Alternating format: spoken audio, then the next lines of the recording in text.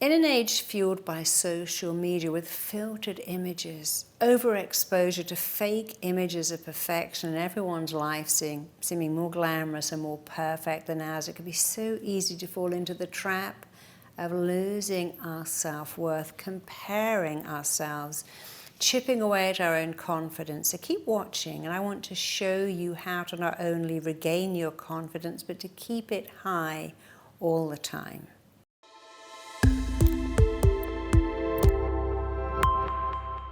So how can you become and stay more confident? Well, it starts by making some changes, making some choices, looking at confident people. What do they do? How do they talk? How do they carry themselves? One of the things a confident person does not do is apologize.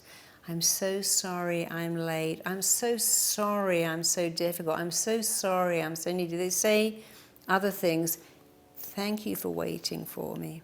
So a confident person makes a choice. I'm going to say thank you so much for waiting for me. Thank you so much for being there. Thank you for helping me out. Thank you for understanding that right now I'm going through some challenges. Thanks for showing up.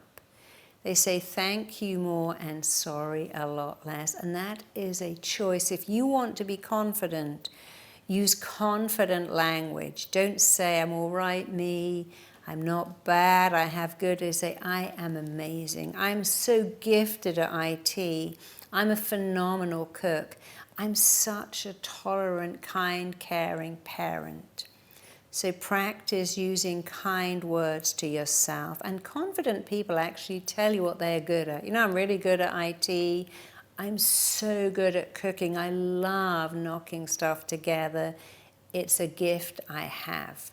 So practice being kind to yourself. Practice saying nice things to yourself and use positive affirmations. Wake up and go, hey, how do I want today to go? Affirm intent. Today I'm going to get up. I'm going to give myself a healthy breakfast. I'm going to leave for work early. I'm going to have some healthy food to snack, and I'm going to make the most difficult calls first. Today I'm going to visit my mother-in-law. She's always difficult. I'm going to be so kind, so tolerant. I'm going to really tune in to what she needs. When you can affirm every day how you want your day to go, you kind of have a blueprint to move towards. And then understand how your mind works. Our primitive mind wants to go back to what is familiar and wants to avoid what is unfamiliar. Make praising yourself, being nice to yourself, and growing your own confidence familiar. There is nothing that will boost your self-esteem and indeed your self-confidence like your own praise. And what does that sound like? It sounds like, I was really calm today. I helped someone out. I was nice. I was kind. I worked later. I gave more to my customers. I had a great idea and I shared it. I really came up with some great ideas. So focus on what you did well. Use positive affirmations. Make praising yourself familiar. And while you are making praising yourself familiar, make criticizing yourself unfamiliar. There is nothing on the planet that will boost your self-esteem like praise, and there is nothing that will wither it faster than criticizing yourself. Critical people have the most criticism reserved for themselves, and they tend to express their inner dissatisfaction. Don't do that. Stop criticizing yourself and begin to praise yourself. Constructive criticism is fine. You know, today I didn't leave enough time. I didn't eat proper food. I ended up living on cookies all afternoon. Now I'm a bit cranky. I'm going to do better tomorrow. So it's okay to have something constructive, but you want to have only constructive criticism, not destructive. Stop trying to be perfect. People who try to be perfect are without question the unhappiest, but they're also the loneliest. There is no perfect. Nothing is perfect. And if you could be perfect, you would be alone and you'd be unhappy. The best you can ever be in your entire life is a flawed person, having flawed relationships with flawed people, And that's such a relief. You don't have to be perfect, neither does anyone else. So make some small changes. Here they are. I'm going to be nice to myself. I'm going to stop saying sorry. I'm going to stop expecting perfection of myself, because small changes over time add up to huge changes. I'm always a fan of little tiny things that we can do that actually change our entire life. One of them is saying, I'm enough. I'm enough, I'm lovable, I matter just the way I am. That small little thing can have a massive impact on you. And awareness of who you are, what you're doing, why you're doing it, what is your purpose, why are you here?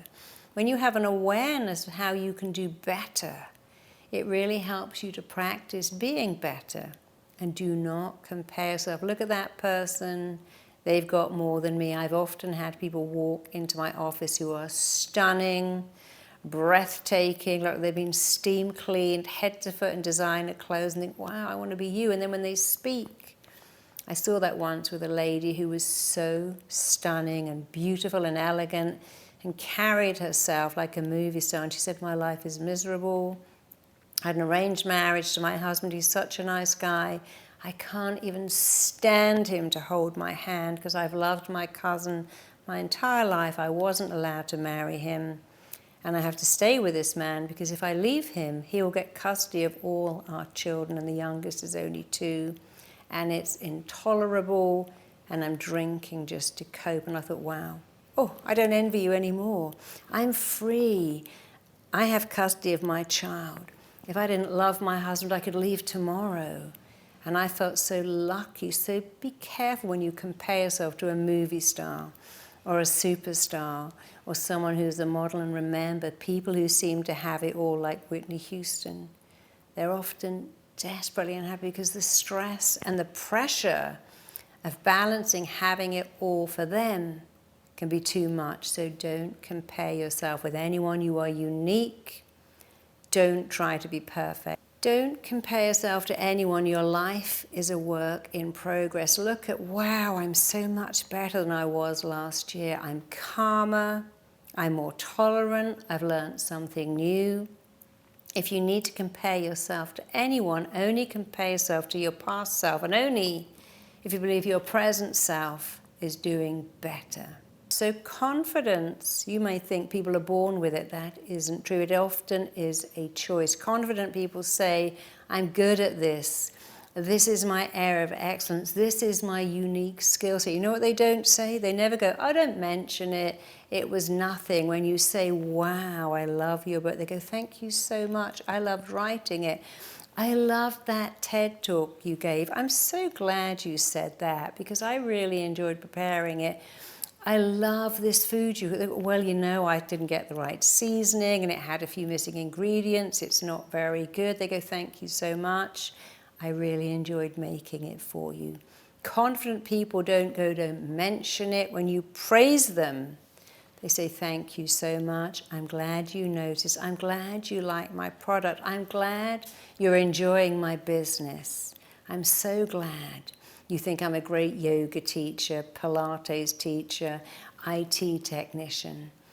Don't mention it. It was nothing. Let in praise and say thank you. Thank you so much. So it's time for you to have phenomenal confidence, the confidence you deserve. And by the way, you were born with it. No baby says, oh, don't look at me. I've got triple knees and no teeth and milk spots. When you were born, someone came in, they counted your fingers and toes. Maybe put their hand in the crib and tickled your tummy and you kicked your little legs because you were like, oh, you're looking at me? And I'm worth it. So the good news is you were born with it. You can reactivate it, regenerate it, recreate it forever. And if you would like to take a deep dive into reactivating, regenerating, remanifesting supreme inner confidence that you can keep forever, you can try it for yourself by joining my 21-day confidence challenge. It can change you in the most wonderful way. Click the link below I can't wait to see you there. Check out my next video here. If people actually knew this shame that I have, no one would ever love me, no one would ever accept me, no one would ever want to hang out with me, be my friend, they would outcast me. That was the internal conversation, if they knew this shame and insecurity of mine. And so I think that's why I held on to it for 25